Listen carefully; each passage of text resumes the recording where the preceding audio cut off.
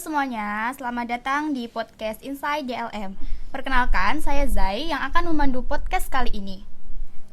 Di episode sebelumnya kan kita udah tahu nih tentang apa itu DLM, terus komisi-komisi yang ada di DLM. Nah, pada episode kali ini kita mau bahas salah satu komisi yang ada di DLM secara lebih lanjut nih.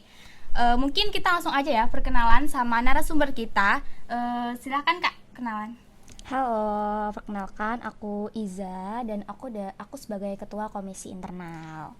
Oke, nah Kak Iza ini kan ketua komisi internal ya. Jadi udah tahu dong pastinya kita mau bahas komisi apa? Ya, komisi internal. Komisi internal itu apa sih Kak? Terus tupoksi dari komisi internal sendiri itu apa aja? Oke, jadi komisi internal itu ya jelas ngurusin internal dari DLM sendiri ya. Nah, fungsinya tuh sebagai penanggung jawab terhadap internalisasi DLM KMIPA Unsud. Terus untuk tugas-tugasnya itu ada 3, yaitu mendampingi dan membantu ketua umum dalam menjalankan hal-hal yang berkaitan dengan internal. Lalu yang kedua itu adalah memonitoring dan mengevaluasi program kerja dari setiap komisi selama periode berlangsung. Dan tentunya yang ketiga, yang terakhir itu adalah melaporkan kegiatan dari internal sendiri setiap 3 bulan sekali kepada ketua umum. Oh, ternyata banyak juga ya tugas-tugas dari internal, apalagi ini kan menyangkut internal. Jadi berat nggak sih Kak ngurus internal di DLM sendiri itu? Sebenarnya kalau dilakuin sendiri berat ya, gitu. Jadi kita juga perlu bantuan dari anggota atau staffnya gitu. Tentunya juga dari anggota DLM-nya juga. Kalau misalkan cuma dari staff dan dari internalnya doang, kayak bakal susah sih. Iya sih, benar. Jadi mesti ada hubungan yang erat sesama antar anggota DLM, nggak cuma di ketua komisinya doang. Betul, gitu ya. Harus ada kemauan lah dari anggotanya juga kayak gitu. Ya. Kalau untuk mengeratkan internal DLM sendiri itu ada kegiatan apa Kak buat ngeratin internal DLM gitu? Oke, jadi di internal itu kan ada 2 proker ya. Yang pertama itu upgrading dan yang kedua itu adalah detik. Jadi untuk mengeratkan ini sebenarnya berfokusnya ke upgrading. Tadi juga kita udah menjalankan upgradingnya 2 kali, upgrading 1 dan upgrading 2 kan. Nah, tujuan upgrading itu tentunya untuk mempererat antar anggota gitu kan.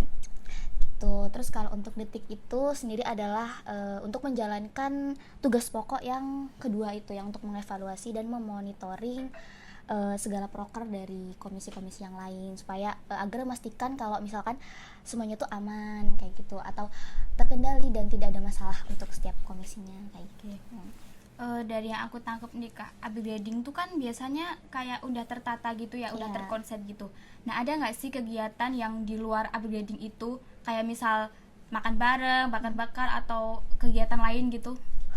Aduh, sebenarnya itu udah ada rencana sebenarnya, udah lama banget. Cuma karena emang anggota dari DLM juga dan tentunya komisi internal juga punya kesibukan masing-masing ya. Jadi sulit sekali buat menyamakan jadwalnya supaya bisa ikut main kayak gitu. Tapi insyaallah akan jadi rencana ya, insyaallah. Amin. Insyaallah nggak wacana. Iya.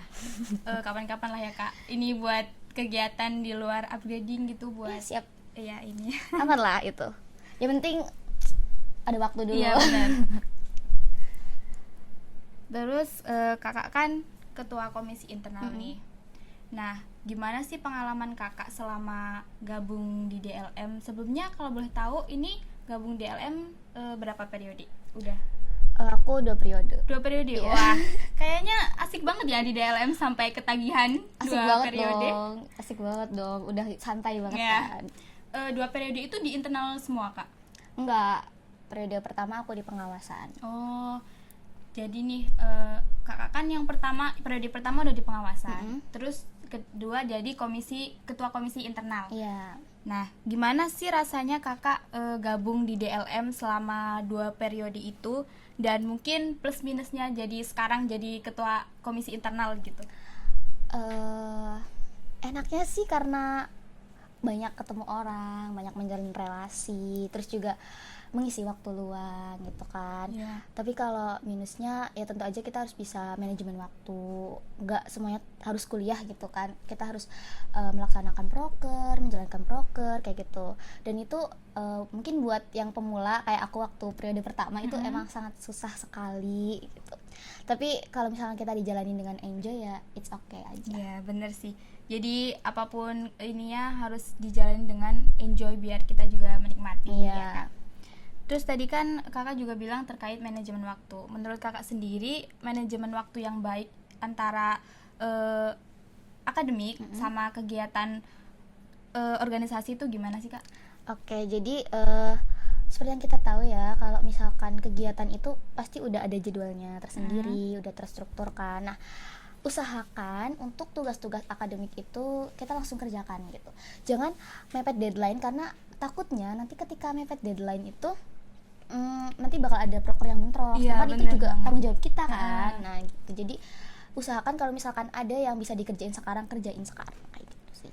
Berarti intinya dahuluin akademik dulu ya kak. Jangan jadi deadliners gitu ya. Betul. Kalau ada tugas langsung kerjain aja Iya, gitu. betul. Biar nanti nggak bentrok sama kalau ada kegiatan organisasi. Biar kita juga nggak pusing kan kak mikir, aduh ini mau gimana nih, ngerjain yang mana dulu gitu. Betul. Terus buat komisi internal sendiri ada nggak sih kak tips? Misal nih ada teman-teman yang mau gabung di DLM, terutama di komisi internal. Ada nggak tips dari kakak gimana sih gabung di internal? Kayak misal kakak punya pengalaman yang nggak enak supaya itu nggak terulang sama teman-teman gitu. Baik. Untuk gabung di komisi internal tentunya yang pertama itu harus SKSD, itu penting banget. Sok kenal sok dekat. Karena Iya, iya. emang kan tugas internal tuh untuk mengakrabkan kan. Jadi iya bener. gak usah lah yang namanya malu-malu kayak gitu buat saling ngobrol kayak gitu sih. Harus sebenarnya introvert juga boleh ya, nggak harus yang introvert juga boleh. Yang penting itu kita bisa ngajak ngobrol, kita SKSD, dan yang paling penting itu sebenarnya untuk mengakrabkan itu yang paling penting kita inget namanya. Karena kalau misalnya kita inget namanya itu pasti orang-orang bakal terkesan kan. Iya, Kayak, bener wah, akrab sekali. nih gitu. Penting itu sih, dan ada kemauan juga dari diri sendiri. Iya. Berarti di sini yang dibutuhin itu tadi ya kak, SKSD. SKSD. Ya soalnya emang internal kan ya harus akrab gitu ya, harus Iya. akrab sama yang lain. Jadi kalau misal kita nggak SKSD juga kita nggak bakalan akrab gitu kan. Mungkin kalau misal kita introvert juga bakalan nanti lama-lama bisa jadi Iya. kebawa jadi ini nggak sih kak? Soalnya Bisa. kan udah lama gitu ya gabung, misal udah lama di internal gitu, jadi bisa ketularan ekstrovertnya gitu. Betul, jadi menumbuhkan jiwa yang Iya extrovert. benar sekali. Mungkin terakhir nih kak, apa ya, closing statement aja deh dari kakak. Closing statement dari aku, pokoknya jangan ragu-ragu buat join di LM. Ya betul sekali. Karena benar-benar Sangat, enjoy. Iya. Enjoy Apalagi komisi internal ya. apalagi komisi internal. Terus jangan terlalu terjebak di zona nyaman kalian. Harus keluar dari zona nyaman dan mencoba hal-hal yang baru. Contohnya adalah join DLM. Iya. Jadi dengan join DLM kita bisa Keluar dari keluar zona dari nyaman. zona nyaman. Mencari Dan kita pengalaman. juga bisa ya cari pengalaman. Terus kita bisa menumbuhkan apa ya? Apa yang sebelumnya kita nggak bisa jadi bisa gitu. Betul. Menarik banget gak sih teman-teman buat pembahasan episode podcast Inside DLM kali ini tentang komisi internal. Dan kita tadi juga udah sharing-sharing mengenai komisi internal itu apa, terus tupoksi, terus kegiatan-kegiatan di internal yang bikin buat mengeratkan antar anggota DLM sendiri gitu. Terus tadi juga udah dikasih apa ya, sharing season terkait pengalamannya Kak Iza sendiri selama 2 periode ya di DLM.